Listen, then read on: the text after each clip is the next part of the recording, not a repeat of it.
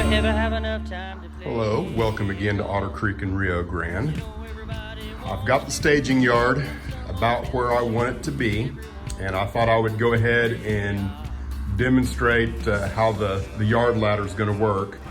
So all of the ladder is all one block except for the throat switch. So I'm going to induce block occupancy so you can see how it's going to work.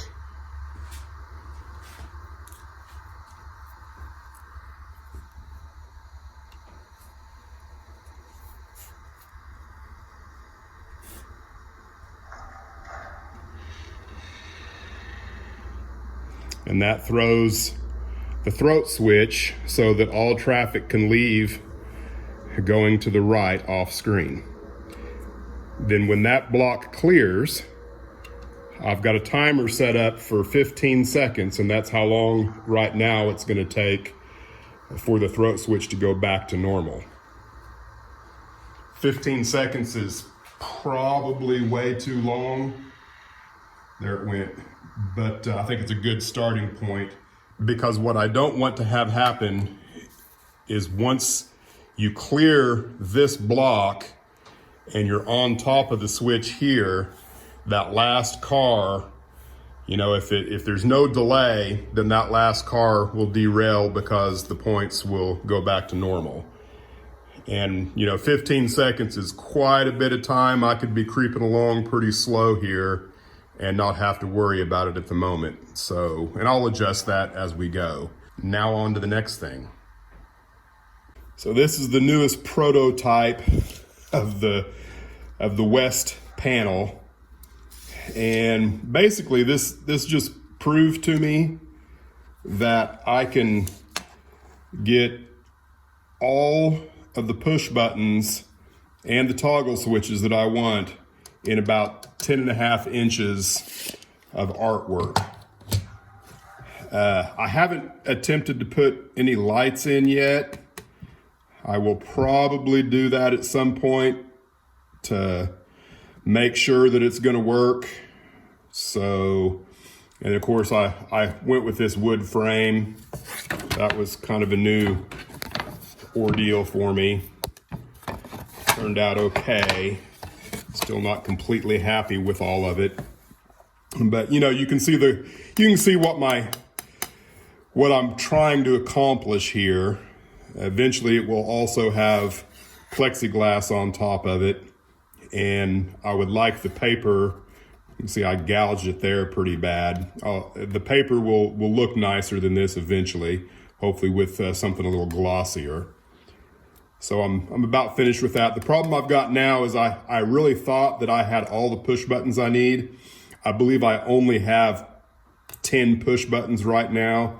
So I'll either leave out all of the staging yard push buttons, which is just a repetition of what I've already got. So I don't have to walk down to the east end to push a push button. I can do it on either end.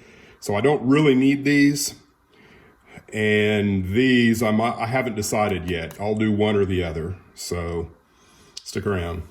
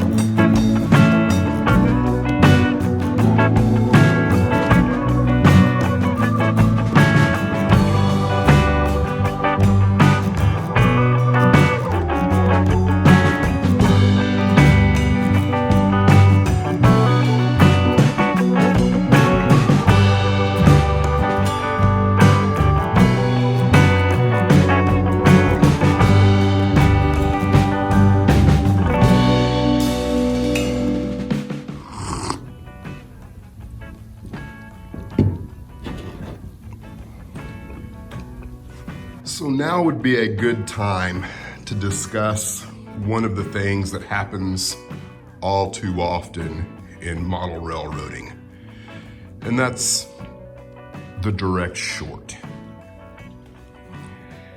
If you've done anything other than maybe just a simple loop on a piece of plywood, then there's a decent chance that you've run into this anomaly of model railroading.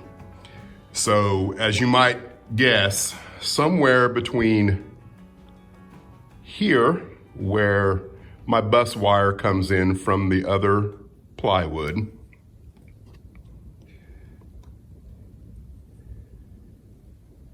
and here, where it terminates, I have a direct short. I've yet to be able to solve the problem of that direct short. And so, I thought this would be a good idea to discuss. How does one deal with this? Now, I personally have already gone through the 5 stages of grief. I was definitely in denial. I've probably just got a blue wire soldered to the rail where a white wire should be soldered. I'm not going to say that I really got angry. I believe that, I probably did do some bargaining, and I absolutely was depressed last night when I walked out of here because I did spend somewhere between 6 and 8 hours trying to figure out where this dead short existed. And now I'm obviously in the point of acceptance. I may have to literally take up either or both all of the track as associated with the switches, or cut every one of my wires where they connect to the bus in an attempt to find out what the heck is going on.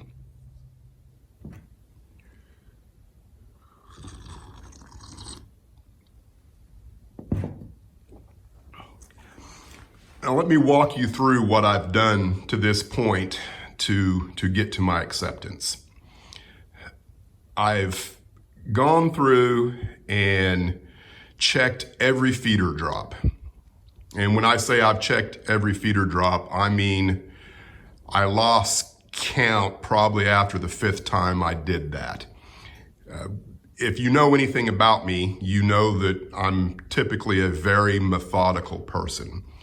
So in my design of the wiring, rail B is the blue wire. B for rail B, blue for blue wire, and then the back of the layout is blue. So very methodically, all of my blue wires are on the rail that is closest to the back of the layout. Okay, and that's the starting point. Now, the other thing I want you to understand, here's the reverse loop bus. It is not connected to any of the wiring associated with the yard. There is no reverse loop. I have no continuity anywhere on this wire. I have 3 feeder drops associated with the reverse loop, and they go directly to the bus. They don't go to any of my highline wires. I'm gapped appropriately where the reverse loop connects to the yard at the throat switch. I'm gapped there. So it's not part of the equation at all. Now, the next logical conclusion to come to is that one of my PCB ties for one of my switches did not get gapped appropriately. So every switch on the bottom side of this plywood, to begin with, I bench tested. I bench tested with a multimeter, and made sure that they were all correctly gapped and nothing was bridging rail A and rail B. Aside from doing the bench testing before I ever nailed them to the plywood, I have now gone in at least 4 times, and I'm not being dramatic, with a file and redressed every gap there is to redress. In addition to that, I went in with a number 11 hobby blade and made sure that every one of the gaps associated with the frog was clear of any burrs or metal burrs, and anything that could bridge the gap. And everything that I have found in all of my turnouts checks out to be appropriate. So everywhere that rail A crosses rail B, there's a gap. I have looked at it until I'm blue in the face, and I can't find anything wrong with any of the turnouts. My friend Claude suggested one time that he had an internal problem with one of the tortoises that was causing a direct short. So that was probably the second thing I did after I kind of looked at all of the wiring and all the turnouts. I thought, well, maybe I've got something going on inside a tortoise that I can't physically see. So I've gone in and removed every blue wire and white wire that's connected to the bus on the turnouts. So, and even the frog jumper wire. So nothing is connected to any of the turnouts. The only way a turnout right now could be causing any problems would be maybe the metal wire touching somewhere at a throwout bar. But again, I can't find that anywhere by looking. Conceptually, there's no difference between anything I've done on the west end of my staging yard and the east end of the staging yard. The east end works perfectly. There's no problems there. The only difference here is I've got roughly, 7 more turnouts than I had over there. That's really the only difference. So what does a person do in a situation like this? There's lots of different ways you can handle this. The most constructive way is probably just to walk away and ooh-saw, drink an adult beverage, and relax. And I tried to do that last night. I'm not gonna say I was 100% successful. I think my wife will tell you that I was on edge. Maybe I did go through a little bit of some anger in my grief. So I think I'm at a point now where I will probably go through and look at everything one more time and then make a decision to either pull up all of the switches or disconnect all of the wiring at the point in which they either go onto the bus or the switch themselves. I just haven't decided yet how exactly I'm going to proceed forward. But this is one of those things. I'm extremely determined to figure this out, and I'm including you guys in my journey. That's kind of been the whole premise of this channel, is to let anyone know who's thinking about getting into model railroading, which I strongly encourage. This is fun. This is fun. So these are some things that you're going to have to deal with as you move forward, especially if you want anything that's a little bit on the complicated side, and if you're dealing with yards. If you're going to have a yard on your model railroad, this is something that could definitely occur. So stick around and find out what the solution is. It might not be in this video. I may, because it's Sunday right now, it's Sunday morning.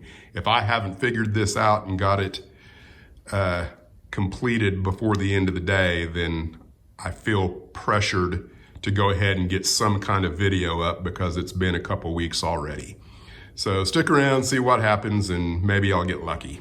Because right now I think luck is what I need. Okay, some in progress success. I don't know, success is a very loose term when it comes to finding shorts in your circuitry. So here's what I've done. I went in and I detached all of the wires from the yard ladder for the staging yard.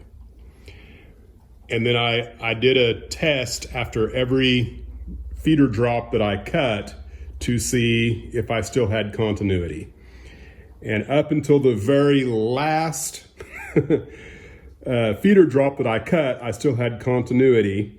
And then when I cut that one, I've decided, well, I still had continuity. I thought, well, I'm just going to go ahead and plug the power in and see what happens. So I plugged the power in, and I did not trip the circuit breaker. So I thought, well, I no longer have a short circuit, but none of these switches are connected to the power. So I thought, well, that's a good place to start. At least now I can start jumping some things from place to place and kind of see what happens there. Now, prior to doing that, I had disconnected all of these storage yard tracks just to see if maybe there was something going on here. So I flipped the board back over and I started hooking up everything that was disconnected. And when I got to here, I ended up with a short circuit. And then through trial and error, I discovered, because I did hook this one up, I got everything hooked up except for right here. And I discovered that I had something going on between here and here. This rail, which should be a blue wire, was somehow backfeeding the white leg into it.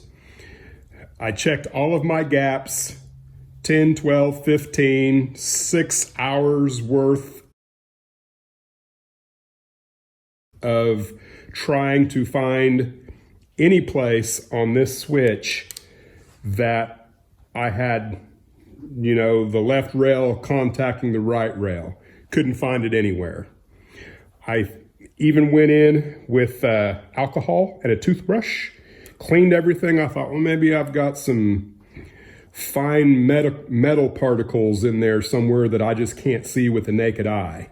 I deepened every gap, to the point where I'm like, if I go any deeper, I'm scared that I'm actually going to saw through a PCB tie. So finally what I did is I just yanked the thing out. And when I yanked it out, I jumped from here to here, no short circuit. So then I started doing continuity tests on this when it wasn't hooked to anything else. Guess what? No problems at all. I could not find a single problem with that switch. So, after, just deciding there's nothing wrong with it, I put it back in, and guess what? My short circuit disappeared. I have no idea why or what I did, because I literally did nothing after I took it out and put it back in. I am at a complete loss. It's almost like somebody's laughing at me somewhere going, so I'm going to call it quits for today. I can only have my ass whipped so many times in one weekend before, you just have to walk away and smile. So that's what I'm gonna do. I'm gonna walk away and smile. And the next time I come out here, when it's not freezing cold, because the temperature's dropped about 30 degrees since 9 o'clock this morning, I'm gonna hook all that back up and see if I can't find another short circuit somewhere. All right, things are better.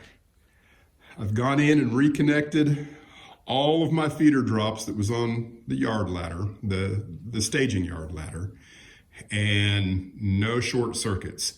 I did have a little issue here with this tortoise adapter board.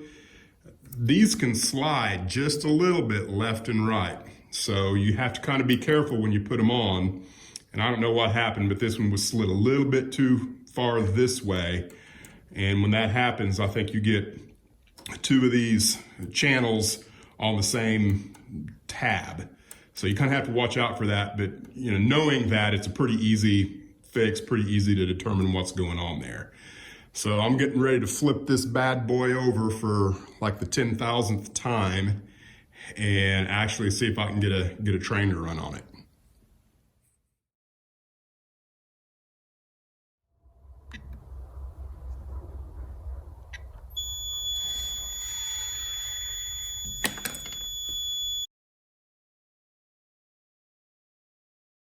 This cannot be happening.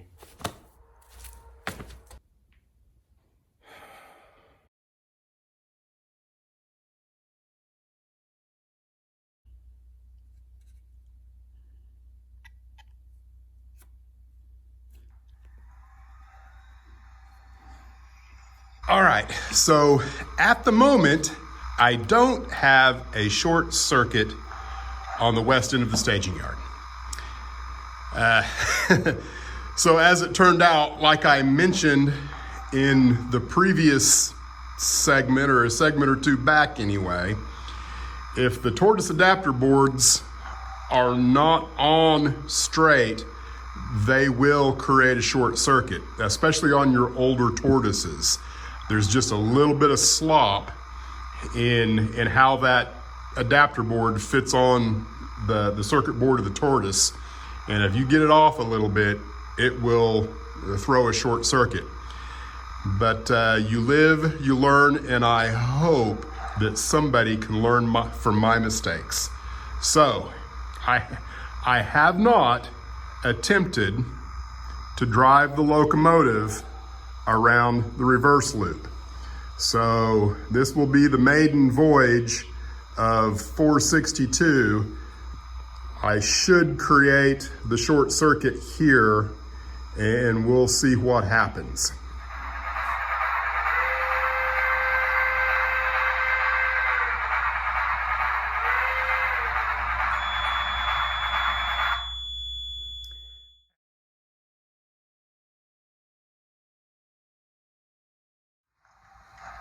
Okay, that's promising.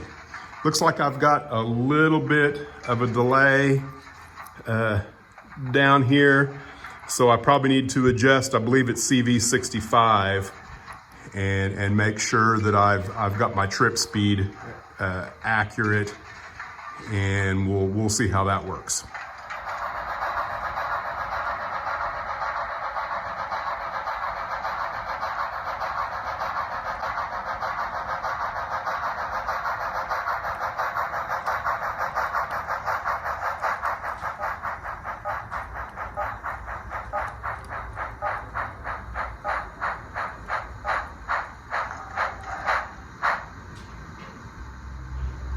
All right, I have a working reverse loop, finally.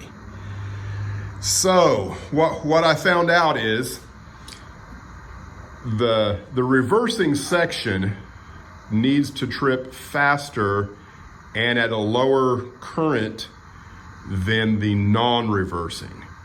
So that's what I did. My reversing section trips at like 1 millisecond and at 1.27 volts, not volts, amps. And then the section that's controlled by the PSX, just the circuit breaker, not the reversing loop, it's got like a 1/4 of a second delay before it will trip, and it will only trip at 3.81 amps, I think. So if you're interested in those particular settings as they're related to the CVs, I'm going to put that in the description of the video. So there you go.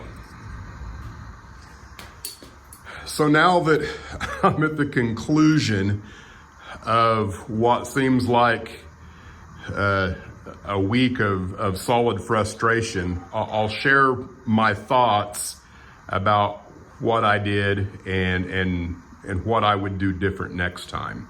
I'll start by saying I still have no idea where the short was in the railroad in this section.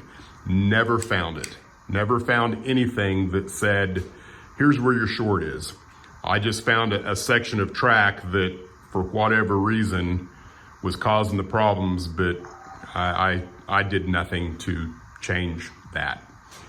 So what I would do different for sure is, since I have a yard ladder here and a yard ladder there and a yard ladder here, they're all kind of 3 different entities. What I should have done is my highline collection points. What I should have done is made the collection points local to each of those ladders. So a collection point just for this yard ladder, a collection point just for this yard ladder, and one for that yard ladder. And then some kind of positive disconnect off of the bus in between each of them. I may actually go in and do that before I put it back on the benchwork, because I think I can. I just haven't decided yet. I'm ready to be finished with wiring. So that's for sure my takeaway from doing this. I will definitely think about things a little bit differently as I move forward with the wiring, and make sure that if I do have a problem, it's a little easier to isolate the area where the problem is. I'm gonna call it quits for this video. I think I've got more than enough ramblings and stuff to make a complete video on the trials and tribulations of short circuits and the 5 stages of grief. So thanks for watching, and we'll see you next time.